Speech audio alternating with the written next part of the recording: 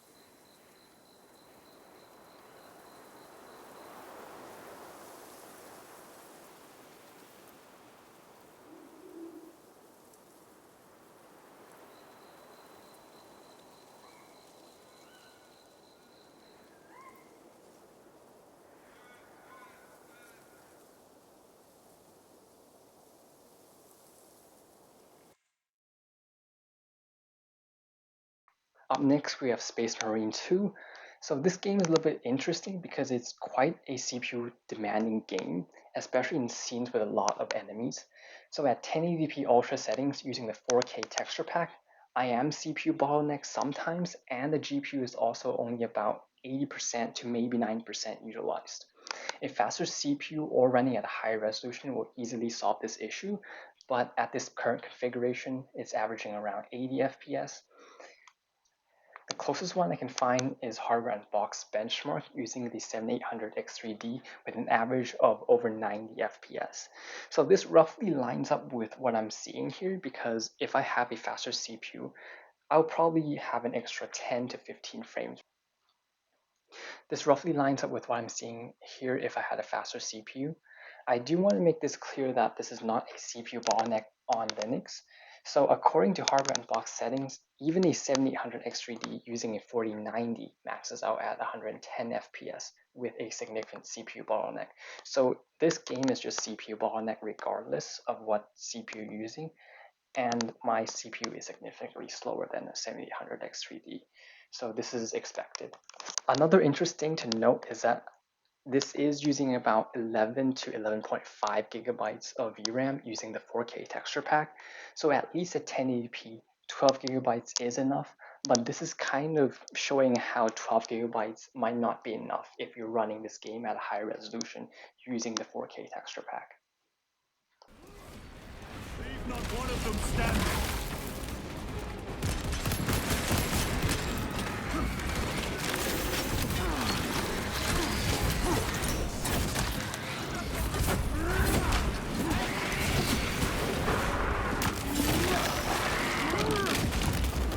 Target destroyed.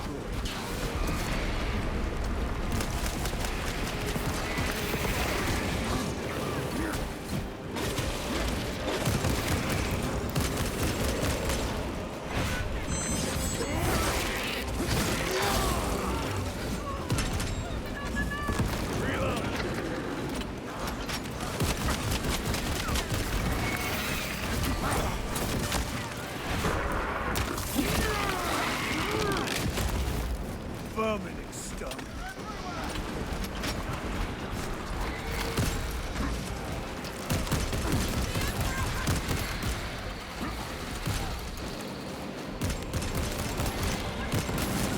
Changing magazine.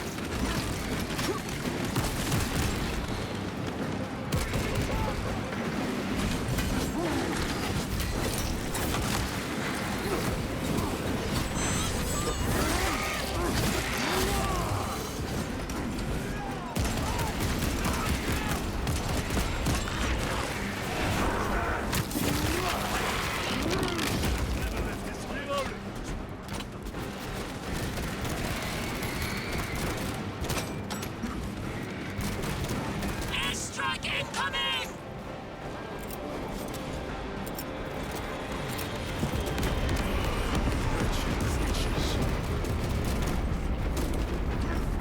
A direct hit, Major. The 8th never miss! Next, we have CS2. So for benchmarking purposes, I'll be running this at the highest preset, but in reality, you'll probably want to turn down settings to get a much higher refresh rate. So this game is averaging just under 300 FPS with some fluctuation well above the 240 FPS mark. You might notice that the 1% lows are in the 100 FPS range. Don't read into that too much because I didn't reset the FPS counter after opening up the scoreboard or settings or whatever.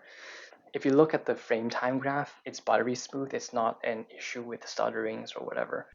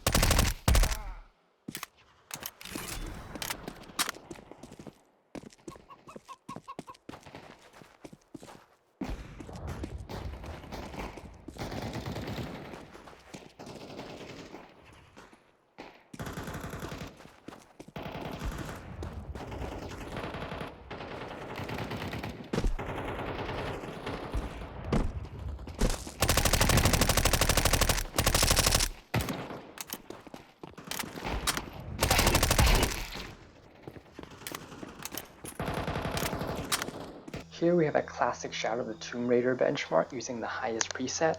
It averages around 164 FPS, and this GPU definitely has no issues on an older game like this.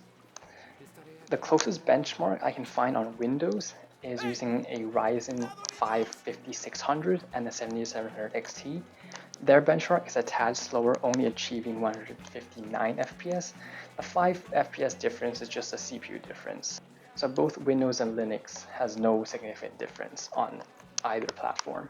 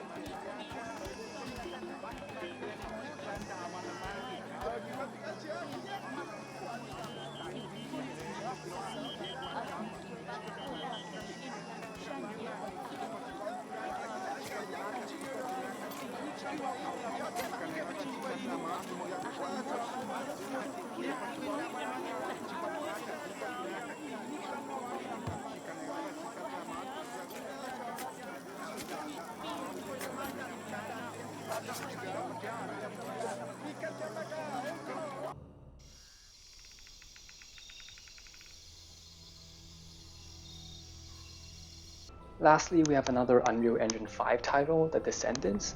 So this game is free, so that's why I chose this to test. This is using a custom quality setting, which is basically a fully cinematic setting with a couple of options turned down, similar to the optimized settings in Black Myth Wukong. Namely, the shadows and global illumination is turned down because the lighting system using Lumen and Nana is just extremely demanding. And if you want to be a little harsh about it, just unoptimized.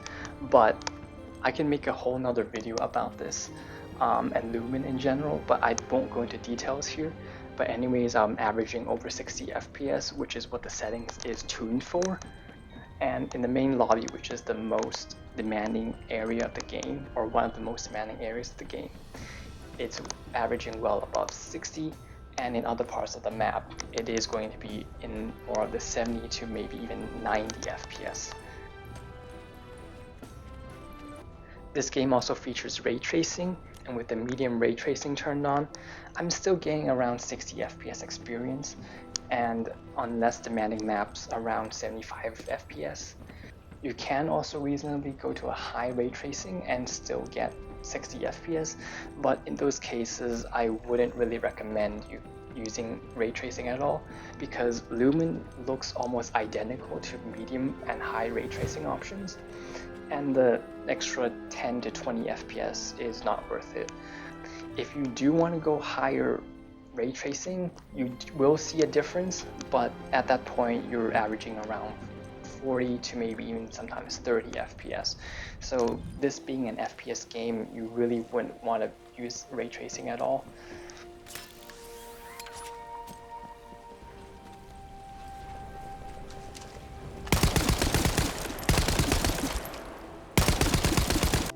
I know I said I wouldn't go into details about Unreal Engine 5 and Lumen, but I'll briefly show a small subset of issues I'm seeing in a lot of Unreal Engine 5 games.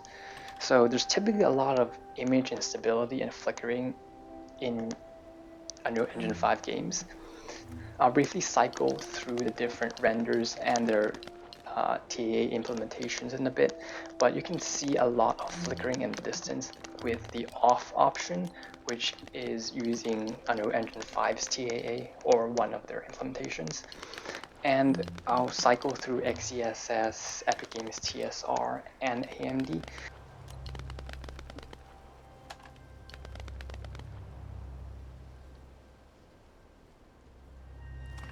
So overall, the gaming performance on Linux matches its Windows counterpart.